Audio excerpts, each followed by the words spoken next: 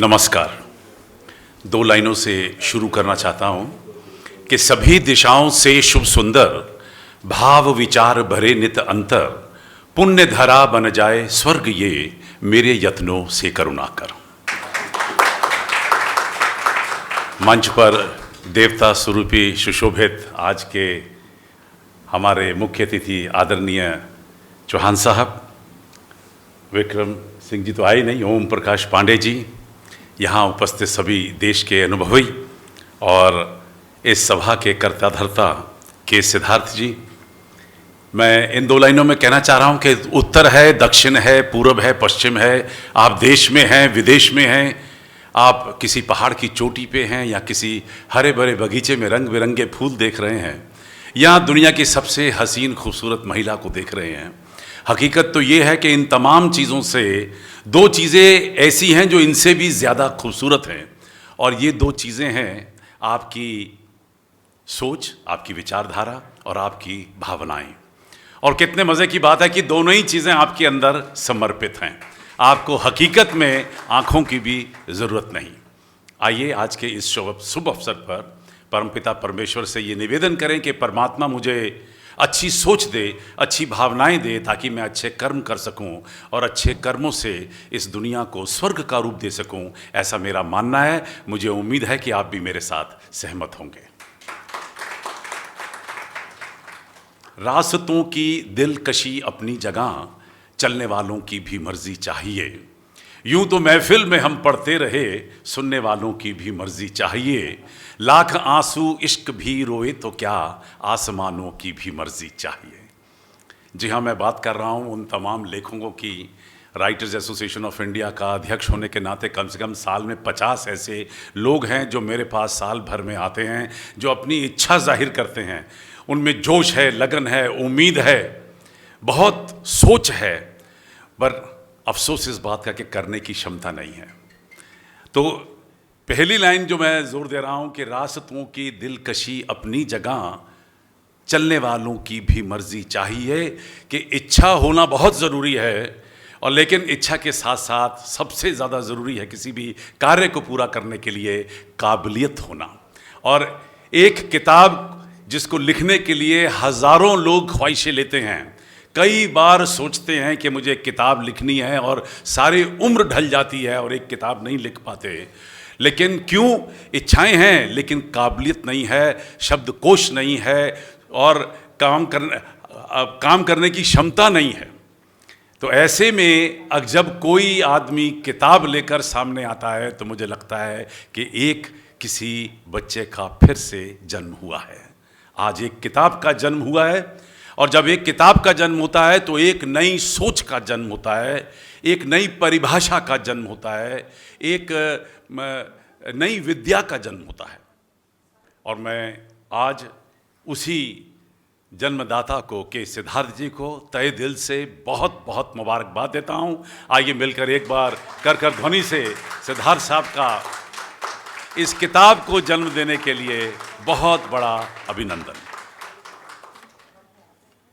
यूं तो महफिल में हम पढ़ते रहे, सुनने वालों की भी मर्जी चाहिए। हकीकत तो ये है कि जब आप आज मीडिया के किसी भी क्षेत्र की बात कर लीजिए, चाहे वो प्रिंट है, रेडियो है, टेलीविज़न है, सिनेमा है, न्यू मीडिया है, अगर आपने अपने ग्राहक को, अपने चाहने वालों को, अपनी विचारधारा वालों को अगर साथ नहीं लेके आप चले तो कहीं ना कहीं आप फेल होते नज़र आएंगे।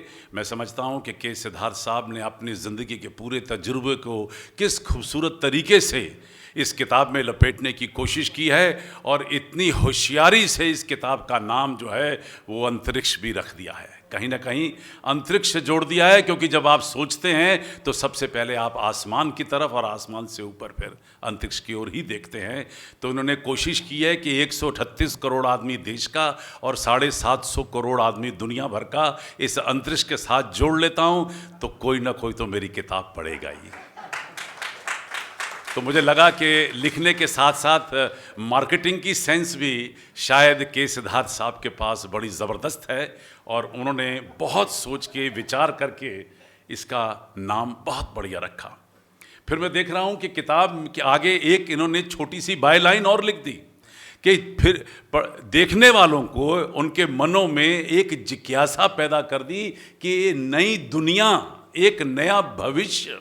कमाल है कि यहीं भी अभी इन्हें चैन नहीं पड़ा है और अब ये उसमें भी खोज लगा रहे हैं, क्योंकि खुद रिसर्च के स्टूडेंट रहे हैं और आसमान की तरफ देखकर उसकी गहराइयों की तरफ ये बढ़ने की कोशिश कर रहे हैं। और शायद उसी लाइन से इन्होंने मुझे भी आकर्षित कर लिया। मैं भी उतावला हूँ, बेचैन हूँ इस वक्त किताब पढ़ने के लिए, क्योंकि किताब तो मैंने अभी हाथ लगाया है, नन्हे से बच्चे को अभी हाथ लगाया है, अभी चंद मिनट का हुआ है। और मुझे उम्मीद है कि ये किताब बड़ी खूबसूरत, बहुत तरीके से लिखी गई होगी, आम जनता की सोच को, उनकी विचारधारा को, और जो नई खोज हमें ये बताना चाह रहे हैं उसमें वो जिज्ञासा किताब के आखिर तक बनी रहेगी, ताकि हम लोग चंद चैप्टर ना पढ़ के बल्कि किताब के आखिरी पन्ने तक इसे पढ़ने की कोशिश करें और के सिद्धार्थ साहब को हर पन्ने के साथ मुबारकबाद देते रहें। मैं एक बार फिर से तहे दिल से आपका शुक्रिया अदा करता हूँ। किताब लिखना आसान नहीं है, ये मैं आपको बार बार बता दूं। हज़ारों लोग सोचते हैं, चंद लोग सिर्फ किताब लिख पाते हैं। काम शुरू करते नहीं भय से नीचे लोग, मध्यम तजते बीच में देख विषम संयोग, पर उत्तम वे लोग जो हर दुर्गम पथ झेल, दृढ़ता से बढ़ते कदम बाधाओं को ठेल।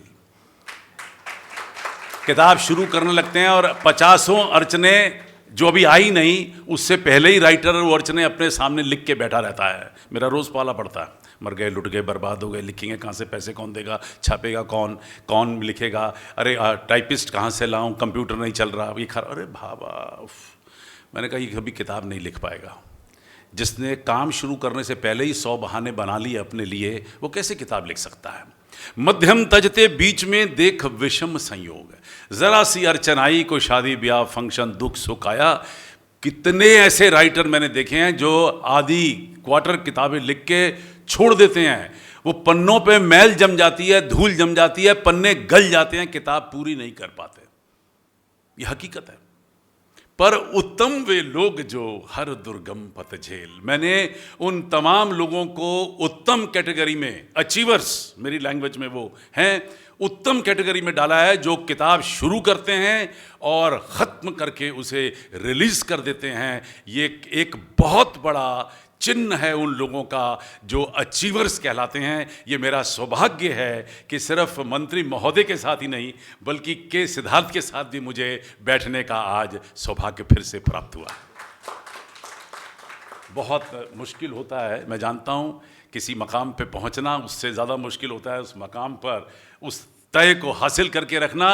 विभासित कर गगन भूतल, तिमिर को ज्योति देता चल, निराशा के अंधेरे को मिटा दे ले प्रभंजन बल।